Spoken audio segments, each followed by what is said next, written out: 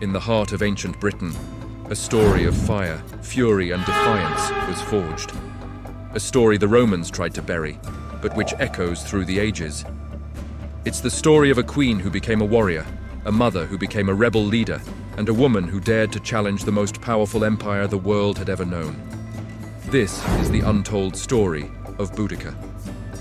Our story begins around 30 AD, in the lush green lands of the Iceni tribe, in what is now modern-day Norfolk, England. Here, a young girl named Boudica was born.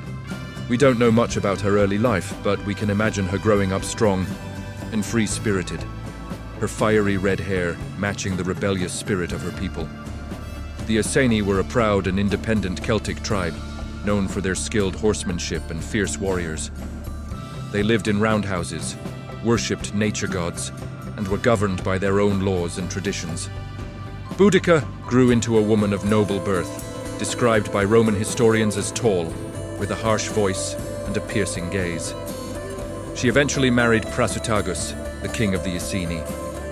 For years, they ruled their kingdom in a delicate balance of power with the encroaching Roman Empire. Prasutagus, in an attempt to secure his family's future and maintain peace, made a fateful decision.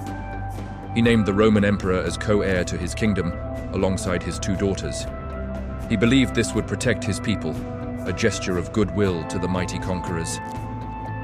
He was tragically mistaken. Upon Prasutagus's death in 60 AD, the Romans saw not an ally, but an opportunity. They ignored his will completely.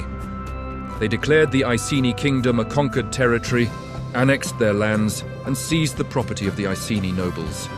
But their cruelty didn't stop there. In a display of ultimate humiliation and dominance, Roman soldiers publicly flogged Queen Boudica. Her two young daughters were subjected to unspeakable horrors, a brutal violation meant to break the spirit of the Iceni forever. The Romans thought they had crushed the Iceni. They thought they had made an example of their queen. Instead, they had ignited a firestorm. The humiliation inflicted upon Boudica and her daughters was not just a personal tragedy. It was an insult to the honor of every Celt in Britain. The pain and rage that filled Boudica's heart spread like wildfire. Standing before her people, her body bruised but her spirit unbroken, she delivered a speech that would rally an army. She spoke not just as a queen seeking revenge, but as a mother defending her children and a leader fighting for the freedom of her land. She reminded them of the Roman greed, their injustice, and the loss of their way of life. The time for diplomacy was over. The time for war had come. The Iceni were not alone in their suffering. Neighboring tribes, like the Trinovantes, had also been oppressed by Roman rule, their sacred lands confiscated to build a temple to the former Emperor Claudius. When Boudica's call to arms echoed across the countryside, they answered.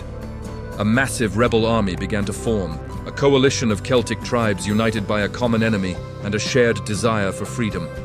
Tens of thousands of warriors, men and women alike, flocked to Boudica's banner. They sharpened their swords, readied their chariots, and painted their faces for war. Their target? The symbols of Roman power and oppression. Their first target was Camulodunum, modern-day Colchester. It was the former capital of Roman Britain and a colony for retired Roman soldiers. It was a city built on stolen land, a constant reminder of Celtic subjugation. The rebels descended upon it with a fury the Romans had never witnessed. The city was poorly defended, its veterans overconfident. Boudica's army swept through the streets like a tidal wave of vengeance. They showed no mercy. They burned the city to the ground, slaughtering its inhabitants and destroying the hated temple to Claudius. The Roman 9th Legion, marching to relieve the city, was ambushed and annihilated. The message was clear. Roman Britain was under attack. Panic spread through the Roman settlements. The governor, Gaius Suetonius Paulinus, was hundreds of miles away, campaigning in Wales. As news of the rebellion reached him, he raced back, but he was too late to save the next target, Londinium. Today we know it as London, a bustling metropolis. Back then, it was a thriving commercial hub, the financial heart of Roman Britain. Suetonius, realizing he didn't have the numbers to defend the city, made a cold, calculated decision. He abandoned Londinium to its fate. Boudica's army entered the undefended city. The scene from Camulodunum was repeated, but on a grander scale. They burned the city, leaving behind a thick layer of red ash that archaeologists can still find today, a permanent scar on the landscape. The population was massacred. From Londinium, the rebel army marched on to Verulamium, now St. Albans, another pro-Roman settlement. It too was sacked and burned. In a matter of weeks, Boudica's rebellion had destroyed the three most important Roman centres in Britain. An estimated 70,000 Romans and their supporters had been killed. Boudica, the wronged queen, had become the embodiment of Celtic retribution. Meanwhile, Suetonius Paulinus was regrouping. He gathered what was left of his forces, the 14th and 20th legions, along with auxiliaries, amounting to roughly 10,000 men. He knew he was vastly outnumbered. Boudica's army had swelled to a staggering size, possibly over 100,000 warriors.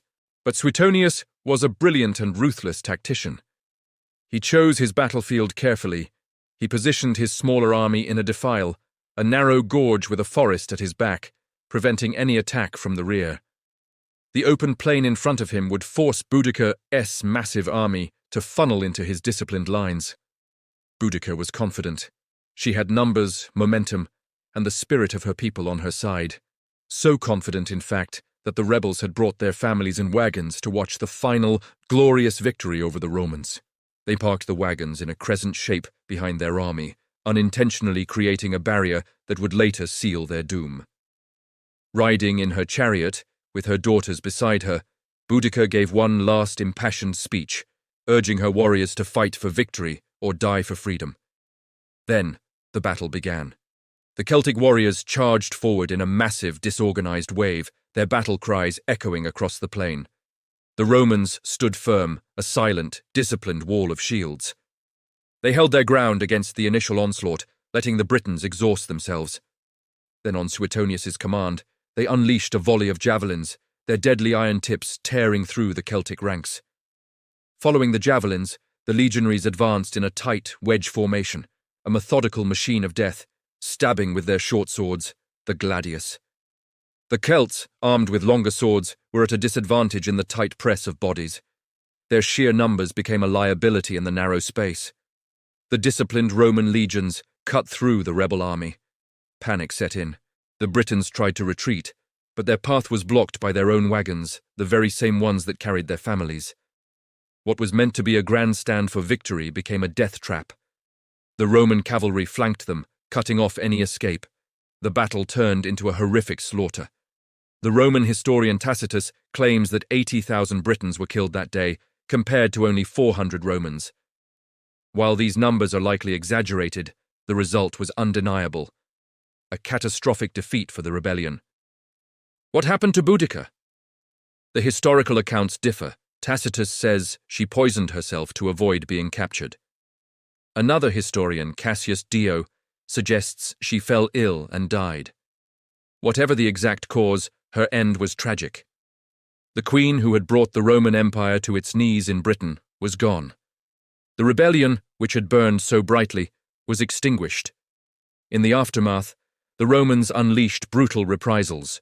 They ravaged the lands of the rebel tribes, enforcing their rule with an iron fist. But something had changed. The rebellion had been a wake-up call for Rome. They realized that ruling Britain required more than just force. It required a degree of respect and better governance. The sheer scale and ferocity of Boudica's uprising had shaken them to their core. Today, Boudica is remembered not as a failed rebel, but as one of history's greatest freedom fighters. Her story is a powerful testament to the human spirit's refusal to be broken. She was a queen who lost everything, but in her fight, she became an immortal symbol of defiance against tyranny. Her legacy lives on, a reminder that even in the face of overwhelming power, one person's courage can inspire a nation and change the course of history. The Romans won the battle, but Boudica won the story. Thanks for watching. If you found this story as fascinating as we did, don't forget to like, share, and subscribe for more untold stories from history. See you next time.